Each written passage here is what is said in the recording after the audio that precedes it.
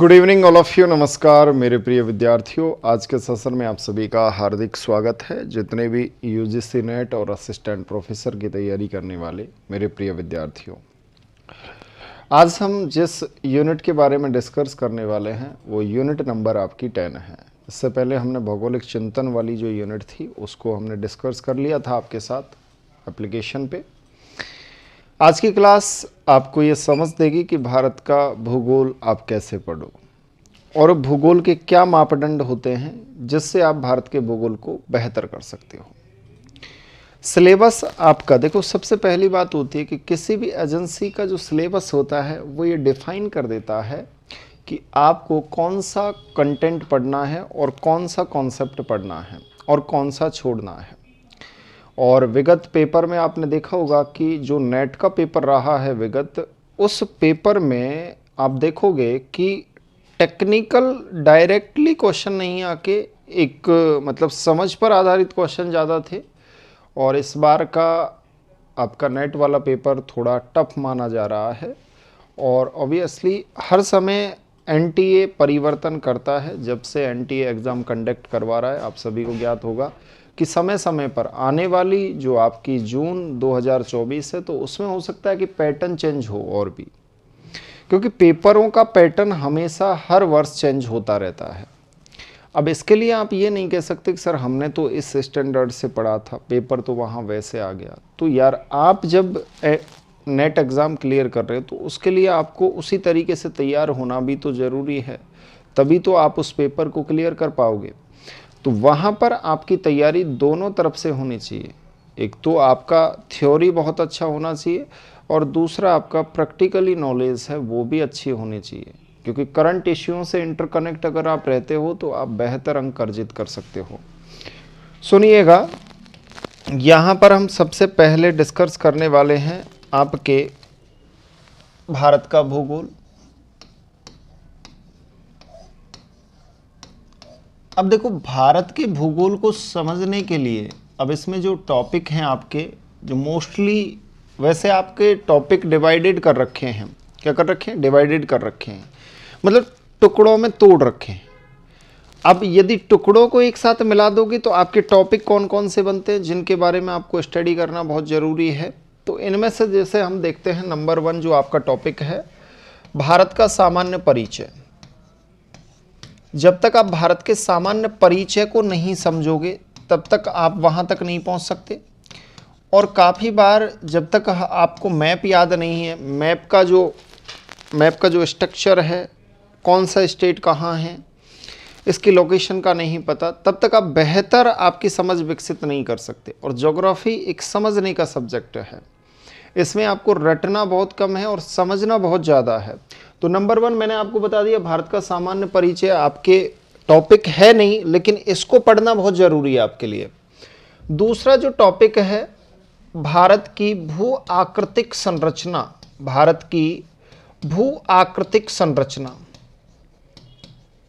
आकृतिक संरचना। अब मैं आपको एक बात बता देता हूं, मेरी बात को सुनना और समझने का प्रयास करना। जितना बेहतर तरीके से आप समझोगे उतना बेहतर आपको अंक मिलेगा।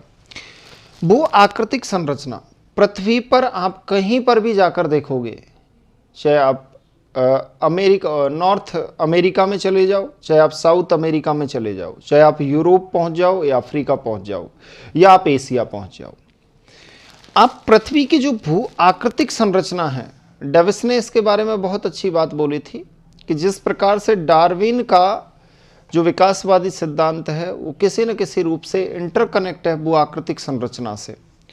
और डेविस की ये जो बात थी ये कहीं ना कहीं फॉलो होती है कि जिस प्रकार से विकासवादी अवधारणा की बात करते हैं तो युवावस्था, प्रौढ़ अवस्था और वृद्ध अवस्था, तो उसी प्रकार से भू जो स्थलाकृति है, इस पर जो संरचनाएं होती हैं वो 3 अवस्थाओं से गुजरती हैं और उसके बाद उनका समाप्ति हो जाती है और फिर एक नई संरचना का निर्माण होता है।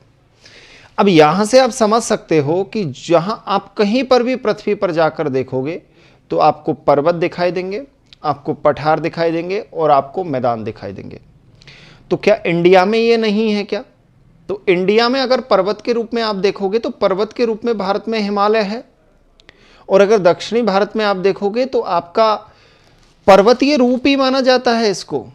जो आपका सह्याद्री पर्वत है, जिसे पश्चिमी घाट कहते हैं, क्योंकि हिमालय के बाद दूसरा सबसे लंबा पर्वत है, आप सोच सकते हो। तो यहाँ पर्वत के रूप में आप इनको पढ़ते हो। इसके अलावा प्राचीन पर्वत के रूप में आप अरावली को पढ़ते हो, विंध्याचल को, सतपुड़ा को। तो यहाँ पर इंटरकनेक्ट क्या हुआ कि सर यहाँ पर्वत है, मतलब भू आकृतिक संरचना में पर्वत श्रृंखलाएं हैं भारत में, तो उनके बारे में अच्छे से स्टडी करना है मेरे साथ। फिर आगे समझिएगा, क्या भारत में पठार का स्थलखंड नहीं है? यस, क्योंकि भारत का जो दक्षिणी भाग है वो पठारी भाग है, और इस दक्षिणी भाग है इसको सबसे प्राचीन भाग माना जाता है, क्योंकि बताया जाता है कि गोंडवाना जो लैंड स्थलखंड था, जो लैंड मास था, उसी से ये इसका डिस्प्लेसमेंट हुआ। तो हम पठार के रूप में प्रायद्वीपीय भारत को मानते हैं, प्रायद्वीपीय दक्षिणी। तो यहां पर आपका पठार है, और पठार के बाद मैदान। इस मैदान के निर्माण में जितने भी मैदान हैं, बहुत ही प्यारी बात बोली थी हेरोडोटस ने कि Egypt is the gift of Nile, कि मिस्र की सभ्यता नील नदी का एक उपहार है। मिस्र की सभ्यता का जो डेवलपमेंट हुआ वो नील नदी के कारण हुआ। अगर नील नदी नहीं होती, गुड आफ्टरनून माय डियर, अगर नील नदी नहीं होती तो मिस्र की सभ्यता डेवलप नहीं होती। और आप सोच सकते हो कि उस समय कौन से ऐसे बोरवेल थी, कौन से ऐसे आप जो प्राकृतिक जो जल स्रोत थे वो ही थे बस पेयजल के रूप में। तो नील नदी के आसपास लोग एग्रीकल्चर करते होंगे, तभी तो वहां सभ्यता विकसित हो सकती है। क्योंकि मानव की मूलभूत आवश्यकताएं क्या हैं? बोले सर रोटी, कपड़ा, मकान। तो उस समय जो आवश्यकता थी वो थी खाना। मकान और कपड़े का कोई लेना देना नहीं था, खाना। तो खाने के लिए वहां सबसे पहले जो डेवलप हुआ मिस्र की सभ्यता। तो हेरोडोटस की ये बात गलत नहीं है। जब आप थॉट्स में पढ़ते हो तो इनको बहुत अच्छे से आप कवर करते हो। तो यहां पर मैदान, तो मैदान के रूप में अगर हम देखते हैं तो मैदान के रूप में हमें जो दिखाई देता है भारत में, वो एक मरुस्थलीय भाग है और एक आपका जलोढ़ीय भाग है। ये जो जलोढ़ मैदान है, इस जलोढ़ मैदान का निर्माण नदियों ने किया है। किसने किया है? नदियों ने। किसी भी चीज को समझने से पहले उसके सिलेबस को समझना बहुत जरूरी है। तो इस मैदान का निर्माण नदियों ने किया है। तो भारत में नदियां कौन कौन सी प्रवाहित हो रही हैं जिन्होंने अपना योगदान देके और इस मैदान का निर्माण कर दिया? तो सिंधु नदी तंत्र, तंत्र का अर्थ होता है जाल। जैसे आप बोलते हो कंकाल तंत्र, तंत्र मंत्र यंत्र अर्थवेद। तो तंत्र क्या है? तंत्र एक जाल है, और जाल किसका है? रिवर का है। किसका है? रिवर का। तो यहां जो जाल है वो रिवर का है। तो यहां पर सिंधु नदी, इसके अलावा गंगा नदी और ब्रह्मपुत्र नदी, इनकी बहुत सारी सहायक नदियां हैं जिन्होंने इस मैदान का निर्माण किया। ये मरुस्थल यानी डेजर्ट, इस डेजर्ट में कोई ऐसी नदी है जो वर्ष भर प्रवाहित होती हो? तो मतलब यहां पर शुष्क नदियां हैं।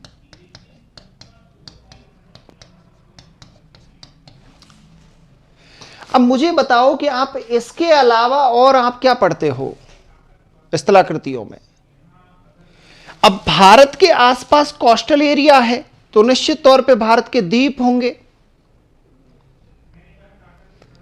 ओशियन के पार्ट के नीचे जो रिलिप्स हैं, ओशियनिक रिलिप्स कहते हैं इन्हें। तो जो उच्चावचीय स्थलाकृतियां हैं, ऐसी स्थलाकृतियां जो अपने सी लेवल से ऊपर आ चुकी हैं, जो लैंड मास का छोटा पार्ट है। अब लैंड मास का छोटा पार्ट प्लस ऊपर आ चुका, उसे द्वीप कहते हैं। तो यहां पर आप पढ़ते हो इसके अलावा तटीय मैदान, एक और मैदान है तटीय मैदान भारत में, क्योंकि भारत के आसपास समुद्री भाग है, और समुद्री भाग होगा तो वहां पर कौन सा मैदान होगा? तटीय मैदान होगा। और इसके अलावा आप पढ़ते हो द्वीप समूह। अब यहीं से आपका पूरा सिलेबस निर्धारित हो जाता है, भारत का भूगोल पूरा ही निर्धारित हो जाता है। आप पूछोगे कि सर आप क्या बोल रहे हो? मैं हमेशा सत्य बोलता हूं, और मेरी इस बात को, अगर प्रैक्टिकली बात को आप समझ गए तो ये समझ लीजिए कि आप ज्योग्राफी में बहुत बेहतरीन आपका परिणाम प्राप्त करोगे। अब यहां पे समझने की बात है कि यहां पर जो आपका भूगोल है वो भूगोल दो रूपों में चलता रहेगा, लेकिन अभी मैं आपको एक ही रूप बताऊंगा, इसकी प्राकृतिक स्वरूप बताऊंगा। प्राकृतिक स्वरूप सबसे पहले आपने ये समझा कि भू आकृतिक संरचना इंटरकनेक्ट है प्राकृतिक स्वरूप से, और प्राकृतिक स्वरूप में आप पढ़ते हो सबसे पहले जलवायु, भारत की जलवायु। अब यहां पर सबसे बड़ी बात आती है कि सर जलवायु के कारक कौन कौन से हैं, और सर जल और वायु कहां होता है? वायुमंडल में। जल और वायुमंडल में होता है, और जल कहां होगा? आपके ओशियनिक पार्ट और सी पार्ट में। तो मतलब वायु और जल का कहीं ना कहीं संपर्क होता होगा, और संपर्क से जल कहां पहुंचता होगा? वायुमंडल में। और जब वायुमंडल में पहुंचता होगा तो यहां पर कुछ दशाएं बनती होंगी जलवायु की, यहां पर कुछ कारक बनते होंगे। अब वो कारक कौन कौन से हैं? तो जलवायु के कारक हैं आपके वायु दाब, वायु का दबाव, आपका तापमान, एयर प्रेशर, टेम्परेचर, वर्षा, रेनफॉल। समझे? अब यहां पर समझने वाली बात है कि सर ये कारक हैं, वायु दाब, तापमान, वर्षा, इसके अलावा आर्द्रता और शुष्कता।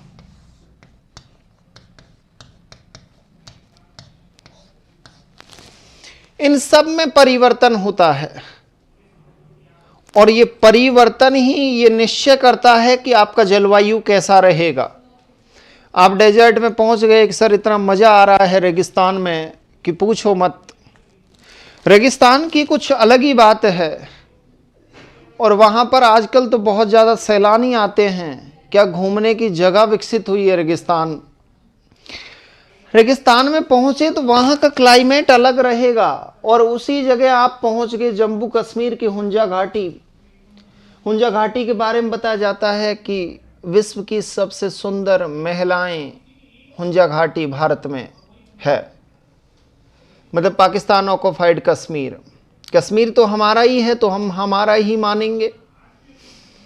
अब इसी सिचुएशन को आप इंटरकनेक्ट करके देखो। पेरिस फ्रांस को सुरा और सुंदरियों का देश कहा जाता है। तो इसे सुरा का देश क्यों कहा जाता है? वाइन, क्योंकि यहां पर अंगूर की खेती की जाती है। भूमध्य सागरीय जलवायु है, और भूमध्य सागरीय जलवायु पृथ्वी के जहां भी इस अक्षांशीय रेखा के आसपास का जो क्लाइमेट होगा वो क्लाइमेट भूमध्य सागरीय जलवायु का होगा। और वहां पर फल और खट्टे फलों की खेती की जाती है, फल और सब्जियों की खेती की जाती है। तो यहां पर फलों की खेती, तो फलों में कौन सा? अंगूर।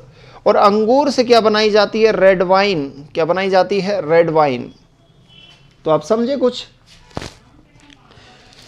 सुंदरियों का देश क्यों कहते हैं? क्योंकि यहाँ की महिलाएं बहुत ज़्यादा सुंदर होती हैं, यहाँ की गर्ल्स भी बहुत ज़्यादा सुंदर होती हैं, और वही सुंदरता यहाँ देखी जाती है। क्योंकि यहाँ प्रकृति की नेचुरलिटी है, और जहाँ नेचर होगा वहाँ सुंदरता होगी, चाहे ह्यूमन हो और चाहे नेचर हो, दोनों पे प्रभाव पड़ता है। आप काफ़ी बार घूमने जाते हो हिमाचल में, शिमला, मंसूरी, किन्नौर, कुल्लू, कांगड़ा, तो वहां आपको क्या मिलता है देखने को? वहां सुंदरता है, वहां नेचर की सुंदरता है। समझ गए मेरी बात को? तो यहां जलवायु के जितने भी कारक है इनके बारे में आप समझते हो, पूरा कॉन्सेप्ट इसे ही आप पढ़ते हो, भारत की जलवायु।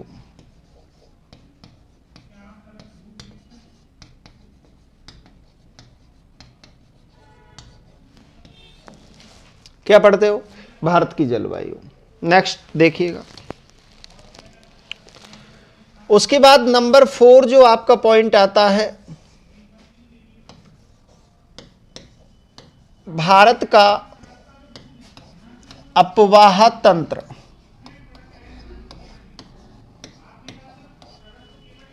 मतलब भारत के स्थल खंड पर जलीय स्रोत कौन कौन से हैं? तो जलीय स्रोतों के रूप में आप नदियों को पढ़ते हो, नदियों, झील, बांध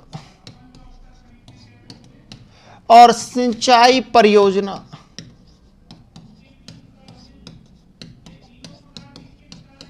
अब समझने का प्रयास करना कि इस पृथ्वी पर हमें जल, जैसे अगर सागर के बाद, खाड़ी के बाद और महासागर के बाद जलीय स्रोत को हम ढूंढेंगे पृथ्वी पर, तो जलीय स्रोत हमें दिखाई देगा नदियों में, झीलों में। और नदियों के जो जलीय स्रोत, जो ज़्यादा जल है, उस जल की आवक को कम करने के लिए उस पर डैम बना दिए, ये मानव के कार्य हैं। सिंचाई परियोजना का डेवलपमेंट करना, ये भी मानव का कार्य है। तो यहां पर आप समझ सकते हो कि नदी, झील, बांध और सिंचाई परियोजना ये भारत का अपवा तंत्र है। अपवा तंत्र से इंटरकनेक्ट है किसी न किसी रूप में। तो आप जब इंटरकनेक्ट करोगे टॉपिक को, तो जब पर्वतों को पढ़ रहे हो या मैदान को पढ़ रहे हो या पठार को पढ़ रहे हो, तो क्या वहां पर ये विशेषताएं आपको देखने को नहीं मिलती? और विगत पेपरों को आप उठाकर देखोगे तो आपको यह समझ आएगा कि सर क्वेश्चन इंटरकनेक्ट होके बनता है, और ये इंटरकनेक्ट होके बनता है, इसीलिए हमें काफ़ी बार क्वेश्चन समझ नहीं आता। तो सब्जेक्ट को, मतलब जब आप कॉन्सेप्ट पढ़ रहे हो तो उस कॉन्सेप्ट की डेप्थ तक पहुंच जाओ। जब डेप्थ में पहुंचे तो क्वेश्चन समझ आएगा, ऐसा नहीं है नहीं आएगा। मेरी बात को समझ गए? उसके बाद हम देखते हैं प्राकृतिक संसाधन।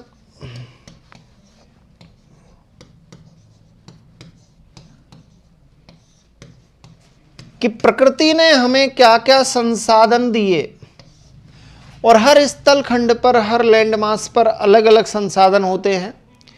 डेजर्ट में जाओगे तो डेजर्ट की एक अलग खूबसूरती है रिसोर्सेज के लिए, और जब आप तटीय क्षेत्र के पास जाओगे तो वहां पर एक अलग खूबसूरती है, और जब पठार पर जाओगे तो वहां पर अलग संसाधन मिलेंगे। तो ये संसाधन अलग अलग चीजें हैं। अब यहां पे समझना, प्राकृतिक संसाधनों में आप पढ़ते हो भारत की मृदा,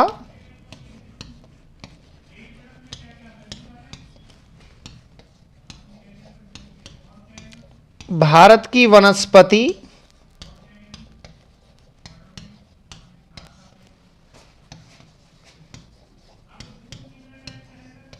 भारत की खनिज संपदा,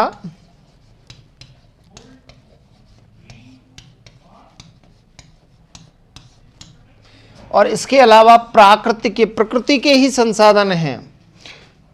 तो ये सभी आपके क्या हैं? प्राकृतिक संसाधन।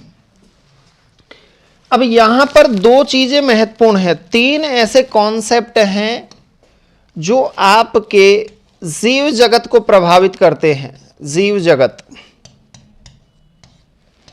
क्या क्या चीजें प्रभावित करेगी? मृदा, वनस्पति और जलवायु। ये जीव जगत को प्रभावित करती है। आप कहोगे सर कैसे करती है? प्रकृति पर जो जीवन देखा जाता है वो तीन रूपों में देखा जाता है। आप कहोगे सर कैसे? एक मानव, एक वनस्पति और एक जीव जंतु। तो जीव यहां पर क्या है? तीन रूपों में है। और यहां डार्विन क्या कहते हैं कि जीव अपना जो विकास करता है वो प्राकृतिक, प्रकृति से अंतर संबंध बना के करता है। तो डार्विन की जो विकासवादी अवधारणा है, बाद में जाकर रटजल ने सामाजिक डार्विनवाद बनाया था, आपको पता हो तो यहां डार्विन की जो विकासवादी अवधारणा है यहां पर इंटरकनेक्ट होती है। तो जीव जगत का जो विकास होगा, जीव जगत प्रकृति को अपने अनुसार, मतलब प्रकृति से संघर्ष करके प्रकृति को अपने अनुरूप बनाता है।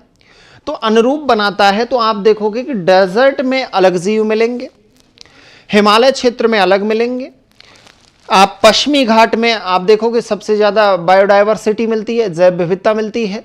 तो यहां से आप एक दिमाग लगा सकते हो कि जीव जंतु जो होते हैं उनको जो मूलभूत सुविधाएं हैं वो वहां पर मिल रही हैं, सबसे ज्यादा जीव जंतु वहां पर है। तो सबसे पहली बात आती है कि जहां पर मानव का अतिक्रमण होगा वहां पर जीव जंतु नहीं रहेंगे।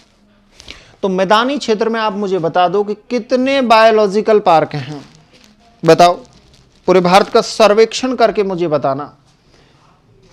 ज्योग्राफी प्रैक्टिकल का सब्जेक्ट है और जब आप जा रहे हो तो उस चीज को समझो। तो मैदान में सबसे कम आपके नेशनल पार्क, बायोस्फीयर रिजर्व और वाइल्ड लाइफ सेंचुरी सबसे कम है। और सबसे ज्यादा अगर आप सर्च करके ढूंढोगे, आज ढूंढना, सबसे ज्यादा सर्च करके ढूंढोगे तो आपको दक्षिणी भारत और हिमालयी क्षेत्र में सबसे ज्यादा wild life sanctuary, national park और बायोस्फीयर रिजर्व मिलेंगे। क्यों? क्योंकि जीव के लिए उपयुक्त आहार चाहिए। तो आहार कहां से मिल गया? क्योंकि जब आप खाद्य श्रृंखला को पढ़ते हो तो उसमें एक उत्पादक होता है और बाकी सभी उपभोक्ता होते हैं। तो उत्पादक क्या है? उत्पादक आपकी हरी, मतलब आपके हरी जैसे बोले पौधे, पेड़ पौधे उत्पादक हैं। तो पेड़ पौधे अपना उत्पादन किससे बना रहे हैं? प्रकाश से। प्रकाश से अपना विकास कर रहे हैं। उसके बाद जितने भी उपभोक्ता हैं वो किन पर निर्भर है? उन पर निर्भर हैं। तो आप देखो कि आहार आसानी से मिल जाता है। हिमालय, पश्चिमी घाट, पूर्वी घाट, ये पर्वत है, क्षेत्र है।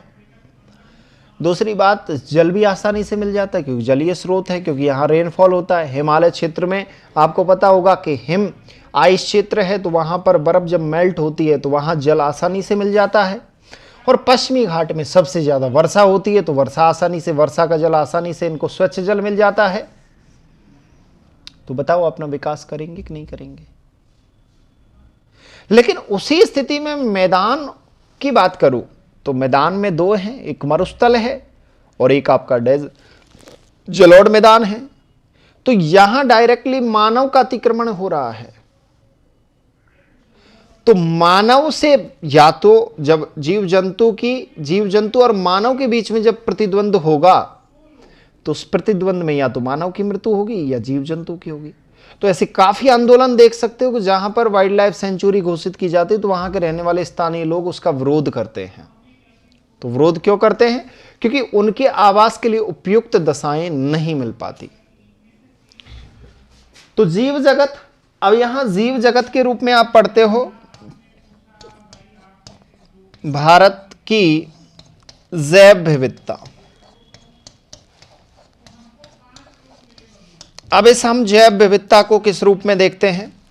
भारत सरकार ने जीव संरक्षण, जीव जंतुओं का संरक्षण करने के लिए कुछ नियम बनाए हैं और उन नियमों को आप किस रूप में देखते हो? तो जैसे कुछ नेशनल पार्क बनाए, राष्ट्रीय उद्यान बनाए हैं,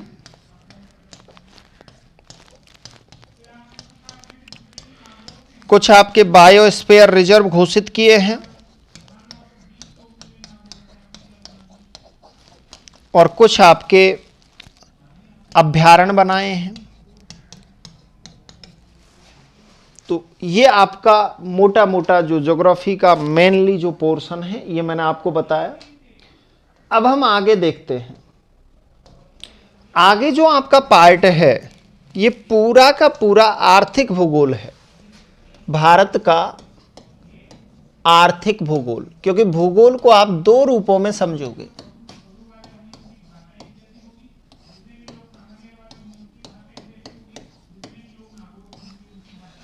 जो आर्थिक भूगोल है वो किसी न किसी रूप में मानव भूगोल का ही पार्ट है। और जब मानव भूगोल के आप पार्ट को देखोगे तो आप यहां पर यह समझ सकते हो कि सर भारत का जो आर्थिक भूगोल है इसमें यहां पर क्रियाशील कौन रहेगा? मानव क्रियाशील रहेगा।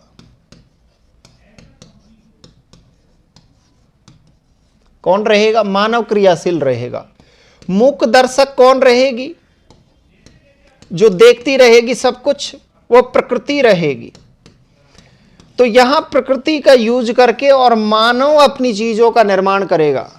Human geography. ज्योग्राफी बहुत ही प्यारा सब्जेक्ट है, बस इसको समझना बहुत जरूरी है। और जितना बेहतर तरीके से आप समझ गए, ये समझ लो कि आने वाली एग्जाम उतनी ही अच्छी होगी। तो यहां पूरा सक्रिय, यहां पर एक सोच डेवलप होती है, और जो फ्रांस के ज्योग्राफर्सों ने दी थी, कौन सी? पॉसिबिलिज्म। कि देखो संभावना वो मानव के साथ जुड़ी हुई है और निश्चितता प्रकृति के साथ जुड़ी हुई है। तो ऐसी कितनी सभ्यताएं डेवलप हुई जो बाद में जाके एकदम विलुप्त हो गई। तो यहां संभावनाएं तो थी, मानव जब रह रहा था तो संभावनाओं के साथ रह रहा था। अभी आप सब एकदम ठीक हो और अभी कुछ समय बाद आप नहीं रहो, तो आपके साथ भी तो संभावनाएं जुड़ी हुई हैं। तो यहां एक मानव को क्रियाशील बताया और मूक दर्शक प्रकृति को बताया। ये संभववादी थे। कौन थे? संभववादी। बताओ तो, संभववादियों में फादर ऑफ पॉसिबिलिज्म किसे कहा जाता है? ब्लांस को। ब्लांस फादर ऑफ पॉसिबिलिज्म है। ये पूरा आर्थिक भूगोल इससे बना। अब यहां पर आप देख सकते हो कि जैसे हमें नेचुरल रिसोर्सेज, प्राकृतिक संसाधनों में खनिज संपदा मिल रही थी, तो खनिज संपदा से हमने क्या लगाए? हमने उद्योगों का डेवलपमेंट कर दिया। एग्रीकल्चर से हमने कच्चा माल लिया, वनों से हमने कच्चा माल लिया, इसके अलावा हमारे जो खनिज संपदा थी उससे हमने कच्चा माल लिया और लेकर और हमने उद्योग लगा दिए। तो उद्योग किसकी उपज है? मानव की। उद्योग किसका उपज है? मानव की। अब जब मानव की उपज है तो आप ये समझ सकते हो कि सर इन पर उद्योगों को डेवलप करने में किनका योगदान है? मानव का। तो इसीलिए आर्थिक भूगोल है। और मानव किसके लिए काम करता है? पैसे के लिए। उद्योगपति ने एक बड़ा स्टील का प्लांट लगाया, उसने बहुत सारे वर्कर भी रखे। वो पागल आदमी है क्या जो काम कर रहा है? वो पैसे के लिए काम कर रहा है, आर्थिक, अर्थ के लिए। इसीलिए आर्थिक भूगोल कहते हैं इसे। और जो वर्कर हैं जो काम कर रहे हैं वो भी किसके लिए काम कर रहे हैं? अर्थ के लिए, पैसे के लिए। क्योंकि उनको मंथ में पैसा मिलेगा। और पैसा कब मिलेगा? जब उद्योगपति लाभ में रहेगा। अगर उद्योगपति हानि में रहा तो पैसा वैसा नहीं देगा, याद रखना। वो ज़्यादा आपको सर्वाइव नहीं कर सकेगा। वो ज़्यादा से ज़्यादा 1 साल तक करेगा, फिर तुमको हटा देगा। तो यहां पर नंबर 1 टॉपिक भारत के उद्योग। अब इसके जितने भी बिंदु हैं, चाहे उद्योगों का विकास हो, चाहे उद्योगों की आर्थिक नीतियां हो, समय समय पर गवर्नमेंट जारी करती है कि आर्थिक औद्योगिक नीतियां। क्यों करती है? ऐसा क्या रीजन है? गवर्नमेंट को तो कोई काम ही नहीं होना चाहिए नीतियों को लागू करने का। इसका रीजन यह है कि समय समय पर यह देखती है कि हमारा कौन सा उद्योग डाउनफॉल में है, कौन सा उद्योग हमारा बढ़ रहा है। क्योंकि आज जो तुम कुछ भी पहन रहे हो, चाहे मैंने ये पहन रखा है, चाहे ये शर्ट पहन रखी है, ये सब उद्योगों में बनी हुई है। तो अगर उद्योग हानि में जाएंगे तो हम जो वस्तुएं खरीदते हैं वो वस्तु नहीं खरीद पाएंगे, उनकी कॉस्ट बढ़ जाएगी। और कॉस्ट बढ़ जाएगी तो मार्केट में उसकी मांग बहुत ज्यादा बढ़ेगी। क्योंकि आप देख सकते हो कि जब जब किसी चीज की कमी होती है तो उसकी मांग बहुत ज्यादा हो जाती है। अगर मैं आपको बेहतर समझा रहा हूं तो मेरी डिमांड आपके साथ जुड़ जाएगी। आप कहोगे कि एम के सर कहां हैं, बुलाओ उनको। भारत के उद्योग। अब उद्योग के जितने भी कॉन्सेप्ट आपके टुकड़ों में दे रखा है तो वो पूरा आपको बता दूंगा मैं। सेकंड बात आती है भारत की कृषि। अब कृषि का कोई भी कॉन्सेप्ट हो, आपके टुकड़ों में सिलेबस है, याद रखना। तो यहां कृषि में आप फसलों के बारे में पढ़ोगे, कौन सी फसल है उसके लिए विकास के लिए भारत सरकार क्या काम कर रही है, वैश्विक स्तर पर क्या काम किया गया, और भारत में जो खाद्यान्न जो उत्पादन है उसमें आत्मनिर्भर कैसे बने हम, तो उसके लिए आप पढ़ते हो हरित क्रांति को, ग्रीन रेवोल्यूशन। अब हरित क्रांति से आप समझ सकते हो हरित क्रांति ने वैश्विक स्तर पर क्या परिवर्तन किया, बहुत कुछ किया, तो वो वैश्विक स्तर से इंटरकनेक्ट हो गई। तो भारत की कृषि, भारत के उद्योग, ये सब आर्थिक भूगोल के पार्ट हैं, कहीं इनको इधर मत कर देना, समझ गए मेरी बात को। इसके अलावा तीसरा जो बिंदु है वो है परिवहन। देखो, परिवहन मानव के लिए भी आवश्यक है और औद्योगिक जो वस्तुएं हैं उनके लिए भी आवश्यक है। परिवहन में आप देखते हो कि जैसे आप स्थल परिवहन में आप सड़क परिवहन पढ़ रहे हो, या आप रेल परिवहन पढ़ रहे हो, या आप जल परिवहन में अंतर्राष्ट्रीय परिवहन पढ़ रहे हो, या अंतर्राज्यीय पढ़ रहे हो, अपने देश के अंदर हो, उसी प्रकार वायु परिवहन है और उसी प्रकार पाइपलाइन परिवहन है। तो परिवहन का आपका पूरा कॉन्सेप्ट दे रखा है आपके सिलेबस में, तो इसको भी थोड़ा याद रखना है। भारत का परिवहन,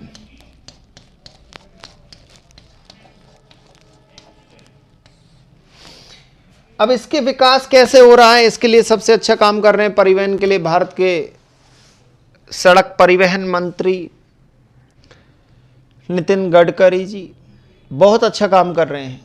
भारत को ट्रांसपोर्टेशन में बहुत बेहतर डेवलप कर दिया है, उस बंदे की दाद देनी पड़ेगी, उसने बहुत अच्छा काम किया है। उसके बाद हम देखते हैं पॉपुलेशन, भारत की जनसंख्या।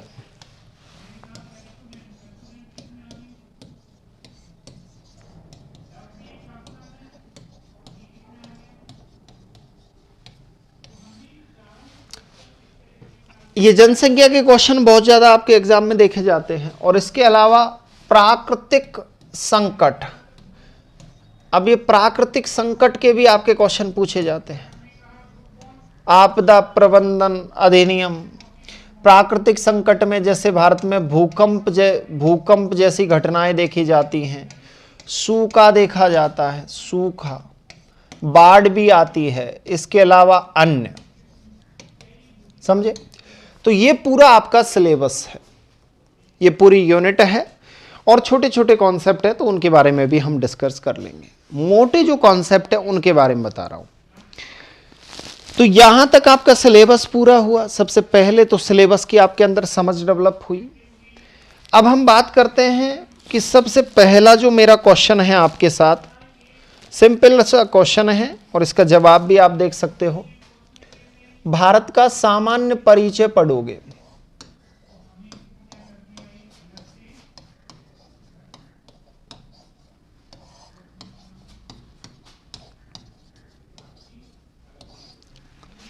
और भारत के सामान्य परिचय में नंबर 1 भारत क्या है,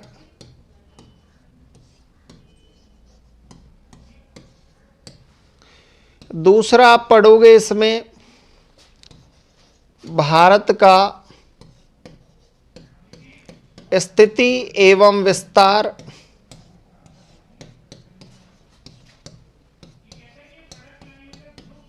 लोकेशन एंड एक्सटेंशन,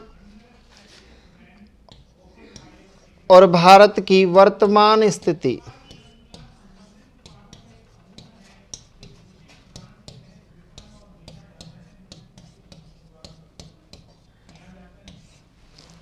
अब सुनिएगा, भारत क्या है। मैंने सबसे पहली लाइन यही मेंशन की आपके साथ कि भारत क्या है।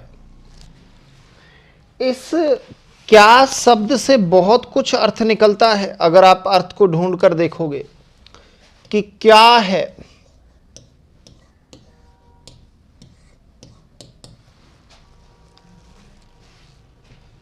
हमें जो वैधानिक मान्यता मिलती है वो हमारे संविधान से मिलती है, और संविधान का आर्टिकल नंबर 1 ये बात सिद्ध करता है कि भारत एक राज्यों का संघ है। कि मतलब यह है कि राज्य के विदाउट संघ की कल्पना नहीं की जा सकती और संघ के विदाउट हम भारत की कल्पना नहीं कर सकते। तो मतलब राज्यों को किसने जोड़ रखा है? संघ ने, सेंट्रल गवर्नमेंट ने, और सेंट्रल गवर्नमेंट के विदाउट हम भारत की कल्पना नहीं कर सकते। तो भारत के बारे में हमारे संविधान का आर्टिकल नंबर 1 ये कहता है कि भारत एक राज्यों का संघ है। आर्टिकल नंबर 1 क्या कहता है? कि भारत एक राज्यों का संघ है। अब यहां पर बात यह आती है कि सर संघ तो है लेकिन यहां राज्य कितने हैं? तो यहां पर जो भारत का स्थल खंड है वो स्थल खंड भारत का, सुनना मेरी बात को, स्थल खंड भारत का राज्यों, किसमें विभक्त है? राज्यों एवं केंद्र शासित प्रदेशों में।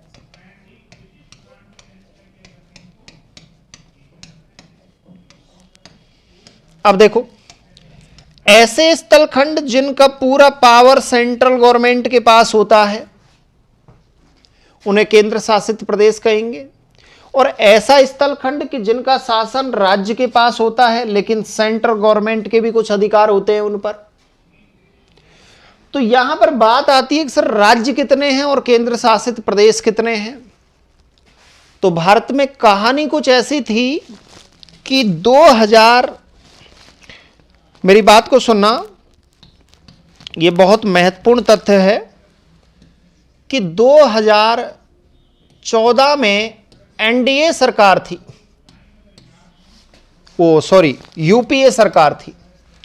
यूपीए कांग्रेस का गठबंधन है, याद रखना, और उसके प्रधानमंत्री थे भारत के सबसे मनमोहक प्रधानमंत्री डॉक्टर मनमोहन सिंह। ये बंदे में भी कुछ खासियत थी, ये सामने वाले का मन मोह लेता था अपनी खामोशी से। तो उस समय जब ये प्रधानमंत्री थे उस समय भारत में 28 राज्य थे, और जैसे ये प्रधानमंत्री इस पद पर थे, यूपीए सरकार जाते जाते, क्योंकि इन्होंने कहा कि अब हम जा रहे हैं और अब नरेंद्र मोदी जी को अपना ये उपहार देकर जा रहे हैं पद का, और जाते जाते ये काम कर गए। 2 जून 2014 को राज्य पुनर्गठन आयोग का गठन किया गया। राज्य पुनर्गठन अधिनियम 2014। राज्य पुनर्गठन अधिनियम 2014 के तहत आंध्र प्रदेश को अलग करके और भारत का एक नया राज्य बनाया, तेलंगाना। बेसिकली ये तेलंगाना बाहर नहीं है, तो आंध्र प्रदेश को अलग करके भारत का एक नया राज्य बनाया जो आंतरिक भाग में अवस्थित है, उसका नाम है तेलंगाना। ये भारत का 29वां राज्य था। कौन सा था? 29वां राज्य था। तेलंगाना बन गया और 2 जून 2014 को बना। यूपीए सरकार ने इसको बनाया तेलंगाना। राज्यों की संख्या कितनी हो गई? 29। कितनी हो गई? 29। और उस समय केंद्र शासित प्रदेश कितने थे? उस समय केंद्र शासित प्रदेश थे 7। तो 29 राज्य और 7 केंद्र शासित प्रदेश। अब सुनिएगा, उसके बाद भारत के सबसे खतरनाक प्रधानमंत्री जो वर्तमान में भी हैं, नरेंद्र मोदी आए, और मोदी जी ने एकदम खामोशी से देखते रहे 5 साल गुजार दिए। उसके बाद उन्होंने एक लंबा सिक्सर खेला और लंबा सिक्स लगाया और सीधा का सीधी बॉल जाके गिर गई जम्मू कश्मीर में। और 370 जो जम्मू कश्मीर पर जो 370 के तहत जम्मू कश्मीर को, जे&के को जो विशेष राज्य का दर्जा दे रखा था, ये विशेष राज्य का दर्जा खत्म कर दिया। विशेष राज्य का दर्जा क्या कर दिया? दर्जा खत्म कर दिया। कब के समय है? 2019 का। और 2019 में जम्मू कश्मीर को विशेष राज्य के दर्जे से हटा के और जम्मू कश्मीर को 2 टुकड़ों में बांट दिया। ये पाकिस्तान वाले बहुत इंशाअल्लाह इंशाअल्लाह करते थे, इनका खेल खत्म कर दिया कि तुम अब इंशाअल्लाह करते ही रहो। बोले हमने जम्मू कश्मीर इतना सा छोड़ा है। और वही मोदी जी तो नैला खेल रहे थे, वो दहला और लग गया कि उधर अफगानियों को हटाकर और तालिबानी वहां के शासक बन गए। और जैसे ही अफगानी हटे, जैसे ही तालिबान अफगान में आया, तो वैसे ही अफगान ने पाकिस्तान के ऊपर अपनी बंदूक को तान दिया कि कहो मियां क्या हाल हैं तुम्हारे, सुभान अल्लाह। और तब से आप देखोगे कि पाकिस्तान की जो भी मूवमेंट होता था वो मूवमेंट एकदम शांत है। पाकिस्तान ये सोच रहा है कि यार मामला बड़ा गहन है, हम कहीं इधर ध्यान दें, पीछे से हमारे तालिबानी घुस जाएं तो हमारी सरकार को और गिरा के खुद अधिकार कर लेंगे। इधर अफगानिस्तान पे तो कर ही लिया। तो दूध का जला व्यक्ति छाछ को फूंक फूंक कर पीता है, आपको पता होगा। तो पाकिस्तान के साथ यह हालत है। 2019 में जम्मू कश्मीर को बांट दिया और जम्मू कश्मीर को बांट के एक तो बना दिया लद्दाख, इसकी राजधानी लेह है कैपिटल, और दूसरा बना दिया जम्मू एंड कश्मीर जिसकी राजधानी श्रीनगर है कैपिटल। अब ये दोनों केंद्र शासित प्रदेश बनाए थे। क्या बनाए थे? केंद्र शासित प्रदेश। आर्मी को वहां पर तैनात कर दिया कि अब जो भी कुछ होगा वो देखा जाएगा। और जैसे ही ये केंद्र शासित प्रदेश बनाए 2, तो वैसे ही आपके केंद्र शासित प्रदेशों की संख्या पहले 7 थी, 2 और बना दिए, कितनी हो गई? 9। समझ गए? तो अब तक कहानी कितनी हो गई? 9। और कितने वो बन गए? बोले सर 29। मामा ठाकुर अमित शाह। अमित शाह ने एकदम और भी भयंकर 6 लगाया कि मुझे है ना ये 9 का आंकड़ा अच्छा नहीं लगता। दादर नागर हवेली और दमन दीव, इन दोनों को एक साथ जोड़ दिया। पहले 2 केंद्र शासित प्रदेश थे, सुनना, पहले 2 थे। एक तो दादर नागर हवेली,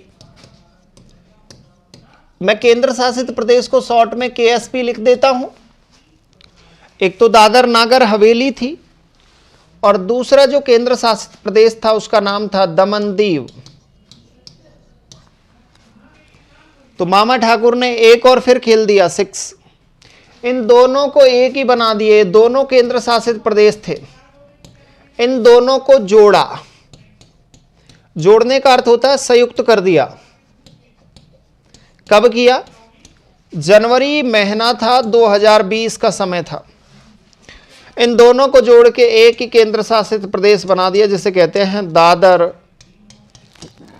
नागर हवेली एवं दमन दीव। और इसका कैपिटल क्या बना दिया? इसका कैपिटल बना दिया दमन। लो भाई, तो अब केंद्र शासित प्रदेश कितने हो गए? बोले सर अब हो गए 8। कितने हो गए? 8। तो 8 केंद्र शासित प्रदेश। वहां 29 राज्य थे, 29 को हटा के वहां राज्य कितने हो गए? 28, क्योंकि वहां जम्मू कश्मीर को राज्य के दर्जे से हटा दिया। तो वर्तमान की स्थिति क्या है? तो इसको नोट करिएगा। भारत में वर्तमान में 28 राज्य एवं 8 केंद्र शासित प्रदेश हैं। भारत में वर्तमान में 28 राज्य एवं 8 केंद्र शासित प्रदेश हैं। समझ गए?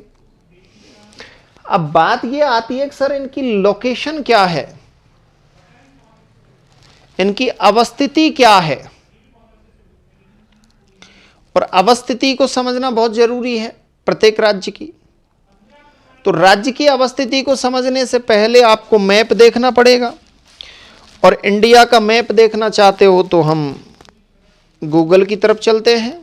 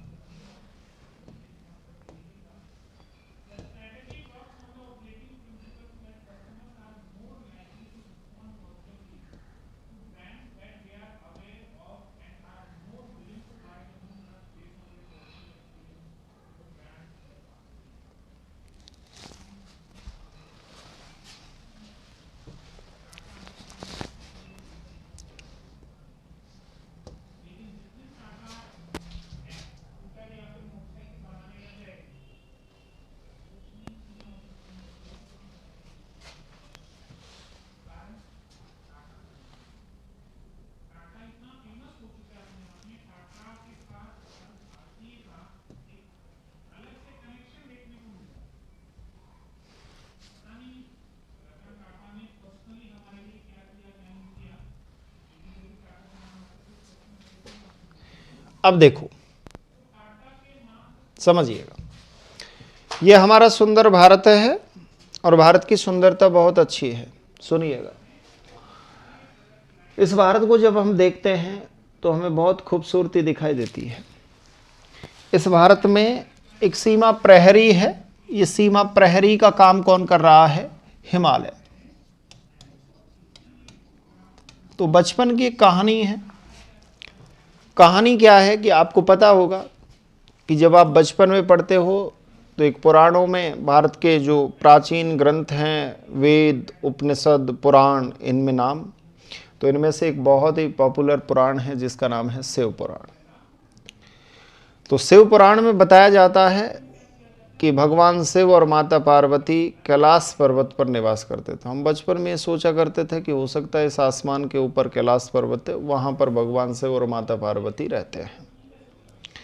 फिर बाद में पता लगा कि इस भोले बाबा की तो पूजाएं हमारी माँ बहुत ज़्यादा करती है, हमारे परिवार में जो महिला सदस्य है वो बहुत ज़्यादा करती हैं। तो फिर हमने पूछा कि ये कारण क्या है। बोले भोले बाबा की पूजा इसलिए महिलाएं करती हैं क्योंकि अपने जो वर है, मतलब अपने जो पति देव हैं, उनकी लंबी उम्र की कामना के लिए। फिर दूसरी बात हमें पता लगी कि लड़कियां क्यों करती हैं, कि अच्छे वर की कामना के लिए। तो फिर हमें ये भी पता लगा कि अच्छा, तो फिर हमने सोचा कि चलो कुछ बना दिया जाए इसके लिए। तो यहाँ की एक लड़की है बेचारी, ये भोले बाबा की पूजा करती है, तो ये शिव की पूजा करती है। ये लड़की कहाँ की है? ये लड़की है जम्मू कश्मीर की। ये शिव की क्या करती है? पूजा करती है। अब देखो ये लड़की कितनी स्मार्ट है। मंदिर में चली जाती है, भोले बाबा की पूजा करती है। तो मंदिर में जाने के बाद कहती है कि देखो पूजा मैंने तुम्हारी की है, मुझे सिद्धांतों में राम अच्छे लगते हैं, तो मैं जाप करूंगी राम का। किसका करूंगी? राम का। और राम को अभी आपको पता होगा कि अयोध्या में राम मंदिर का वो चल रहा है प्रोसेस, तो भगवान राम बहुत पॉपुलर, लगातार पॉपुलैरिटी बढ़ रही है उनकी। तो यहाँ पर वो कह रही है कि जाप तो मैं करूंगी किसका? राम का। अब क्या कह रही है कि देखो भगवान शिव, मैंने तुम्हारी पूजा की, जाप किया रघु का, लेकिन मुझे न तो तुम्हारे जैसा वर चाहिए, ने राम के जैसा वर चाहिए, क्योंकि ये सिद्धांतवादी हो गए तो ये तो भौकाल हो जाएंगे। मुझे चाहिए कान्हा जैसा वर, कृष्ण कन्हई। मेरे तो गिरधर गोपाल दूसरा न कोई, मीराबाई। और कर्माबाई के बारे में कहा जाता है कि थाड़ी भरकर लाई रखी चुड़ो, ऊपर घी की बाट की, जीमो महारा श्याम धनी, जिमावे छोरी जाट की। समझ रहे हो? तो भक्ति राजस्थान की धरा भक्ति विभोर धरा है। तो यहाँ पर जाप रघु का किया, मांगा किसको? कि मुझे देखो मांगने में कौन चाहिए, मांगो किसको? केशव को, कि मुझे चाहिए केशव जैसा वर। ये ट्रिक बनाई थी, उससे पहले जम्मू कश्मीर का टुकड़ा नहीं हुआ था। तो हमारा ये मामला खराब किया है नरेंद्र मोदी जी ने, लेकिन हम कुछ करेंगे, टेंशन मत लो। तो यहाँ ये जम्मू, ये देखो इधर वाला और इधर वाला, ये दोनों कान भारत वालों के कट रहे हैं। एक बात और बता देता हूँ, सबसे अच्छी बात कि भारत वालों के कान कट रहे हैं। तो सर क्या बोल रहे हो, ये दोनों कान भारत वालों के कट रहे हैं, इसलिए भारत वाले किसी की सुनते नहीं है। इधर वाला जो हिस्सा है वो पीओके है और इधर वाला है अक्साई चीन। कौन है? अक्साई चीन। तो इधर पीओके, इधर अक्साई चीन, बीच में भारत। ऊपर वाला हिस्सा मोदी जी ने क्या बना दिया? लद्दाख। और इधर वाला हिस्सा क्या बना दिया? ये पूरा लद्दाख है, इधर वाला जम्मू एंड कश्मीर। तो यहां जैसे कोई लेना देना नहीं। कौन रहा? पंजाब। तो यहां लो भाई, ये पंजाब, पैसे पंजाब, रैसे राजस्थान, उससे गुजरात। ये सीक्वेंस वाइज सीमा बता रहा हूं पहले। वहां से महाराष्ट्र, गो से गोवा। अब देखो, जब आप पढ़ते थे स्कूलिंग में, सभी बच्चे स्कूल से पढ़ के आगे बढ़ते हैं। डायरेक्टली आप पहुंच गए क्या? यहाँ पर नहीं पहुंचे। तो स्कूलिंग में पढ़ते थे तो पहले जैसे हिंदी हमारा, मतलब हमारे भारत का लैंग्वेज, जो भी बच्चा बोलता है घर पे बोलता है, हिंदी बोलता है। चाहे आप इंग्लिश मीडियम से पढ़े हो, आपके माता पिता हिंदी जानते हैं। हाँ, 1% की नहीं कहता कि उनके माता पिता इंग्लिश, लेकिन इंग्लिश में वो कभी बात ही नहीं करते, वो हिंदी में ही करते हैं। तो यहाँ पर आपने देखा होगा कि पहले आप क्या पढ़ते थे, पहले के पढ़ते थे? बोले सर क्या पढ़ते थे? तो पहले क्या पढ़ा, फिर के पढ़ा, तो कैसे बना? कर्नाटक। कौन बना? कर्नाटक। और के से कौन बन गया? केरल। अब समझिएगा, जैसे ही यहां नीचे जाओगे तो ये आपका पंजाब है। कौन है? पंजाब। सीमा पर स्थित है। तो पहले सीमाएं क्लियर करवा रहा हूं, जिससे आगे आने वाले कॉन्सेप्टों में आपको दिक्कत नहीं हो। उसके नीचे कौन सा है? बोले सर राजस्थान है। उसके नीचे कौन सा है? गुजरात है। उसके नीचे कौन सा है? महाराष्ट्र है। समझिएगा। उसके नीचे कौन सा है? गोवा है। उसके नीचे कौन सा है? कर्नाटक है। और उसके नीचे कौन सा है? केरल है। तो मैंने नॉर्थ से साउथ की आपको सीमाएं क्लियर करवा दी। आपको समझ आ रहा होगा यहाँ पर। तो यहाँ पर ऊपर की तरफ इधर पीओके, इधर आपका अक्साई चीन है। तो ये दोनों भाग तो चले गए। तो ऊपर वाले भाग को लद्दाख बना दिया केंद्र शासित प्रदेश, और नीचे वाले भाग को जम्मू कश्मीर बना दिया। उसके बाद पैसे कौन सा बना था? पंजाब, रे से राजस्थान, गो से गुजरात, मैं से महाराष्ट्र, गो से गोवा, और केसव से कई यूज करना है तो कैसे कर्नाटक, और के से केरल। समझ गए मेरी बात को? अब ऊपर से आप देखोगे पंजाब के नीचे राजस्थान है, इसके नीचे गुजरात है, यहां पर महाराष्ट्र है, यहां पर गोवा है, यहां पर कर्नाटक है, यहां पर केरल है। जब आप समझोगे इस कॉन्सेप्ट को तो आपको एक समझ विकसित होगी कि सर इधर की तरफ तो देखो, हमारे इधर की तरफ तो पाकिस्तान है। कौन सा है? पाकिस्तान है। और इधर की तरफ सर यहां पर पूरा कोस्टल क्षेत्र है, और यहां पर अरेबियन सी है, अरब सागर है। और अभी आपको पता होगा कि मालदीव,